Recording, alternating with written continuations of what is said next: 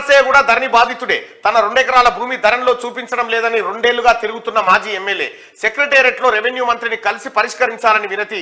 ప్రజావాణిలో ధరణి భూ సమస్యల ఫిర్యాదులు ఎక్కువ. గుమ్మడి నర్సయ్య గారు 5 సార్లు ఎమ్మెల్యే ఇల్లందుకు. ఆయన భూమి ఆగమాగమైందట ధరణిలా. ఇక ఇవాళ మరి షేదపత్రం లేదు ఉంటుందా? గుమ్మడి నర్సయ్య ముచ్చట ఉంటుందా? ఎంత నిరాడంబరుడు అంటే ఈయన బస్సు మీద ప్రయాణం చేస్తాడు.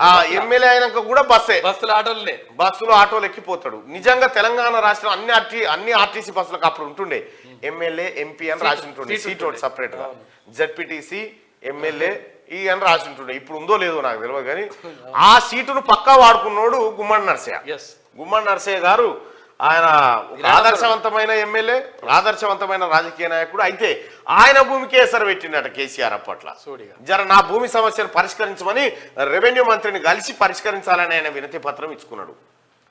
మొన్న ఒక ఆయన వచ్చే నా భూమి తీసేయరా నాయన ధరలకి వెళ్ళని ఆయన, ఇంకొక ఆయన వచ్చే అరే నాకు ఎక్కువ పడ్డదిరా భూమి తీసేయరా నాకు ఊళ్ళే పంచాయతీ అవుతుంది ఆయన వచ్చి అది తీసి చూడలేడు. కలెక్టర్ దగ్గర పోయినట్టు, ఆర్టీఓ దగ్గర పోయినట్టు, ఇటువంటి కథలు ఉన్నాయి. మరి ఇక తీన్మార్ చూస్తే చేసిన అప్పుల గురించి కాదయ్యా ఆయన ఏడుపు, ఆ విషయం అందరికీ తెలిసిపోయిందని. కేసీఆర్ ఏడుపు ఎందుకట అంటే చేసిన అప్పుల గురించి ఏం బాధ లేదు ఆయనకు, ఈ ముచ్చట అందరికీ ఎరకైపోయింది కదా, ఇజ్జత్ వాయ కదా అని ఏడుస్తుండట. ఇది కార్టూన్ సారాంశం.